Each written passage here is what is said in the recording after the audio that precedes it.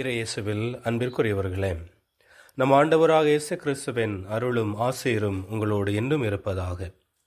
புதுக்காலம் 18வது வாரம் புதன்கிழமையிலே ஆண்டவர் இயேசுவின் கருணையின் அளவை நாம் எத்தகைய மனநிலையில் கேட்டு பெற்றுக்கொள்கிறோம் என்பதை சிந்திக்க நாம் அழைக்கப்படுகின்றோம்.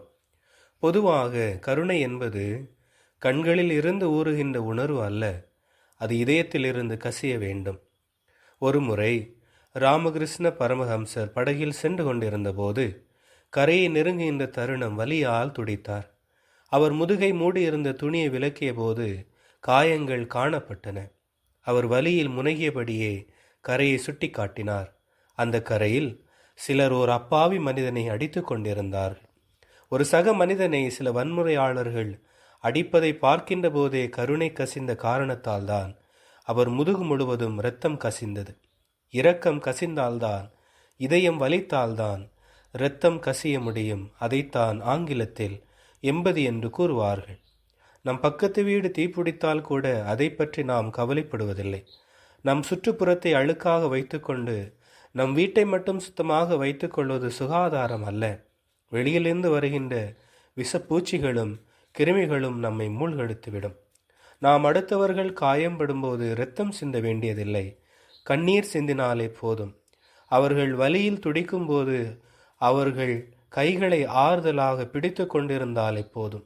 இதுவரை நாம் யாருடைய கைகளாவது அன்போடு நம் கைகளின் மீது வைத்திருக்கிறோமா?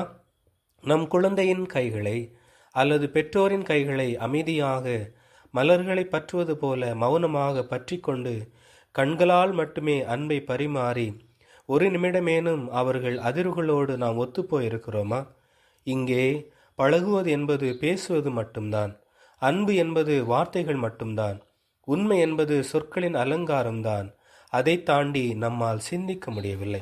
இன்றைய நற்செய்தியிலே ஆண்டவர் இயேசுவை நோக்கி வந்த கானானிய பெண் ஒருவரின் நம்பிக்கை இயேசுவினுடைய அருளால் தன்னுடைய மகள் குணமாக்கப்படுவாள் என்ற ஒரு கருணையோடு அவள் கேட்டபொழுது இயேசுவினுடைய வார்த்தையும் உடனிருந்த சீடருடைய செயல்பாடும் அந்த கானானிய பெண்ணின் நம்பிக்கையும் இயேசுவினுடைய வாழ்வு எத்தகைய முக்கியத்துவத்தை அவரை நாடி செல்வோரிடம் இருக்கிறது என்பதை சுட்டி காட்டுகிறது.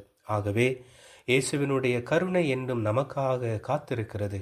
அதை நாம் இந்த கானானிய பெண்ணின் நம்பிக்கையோடு நாம் சென்று பெறுகின்றோமா என்பதை சிந்திப்போம். இறைவன் என்றும் நம்மோடு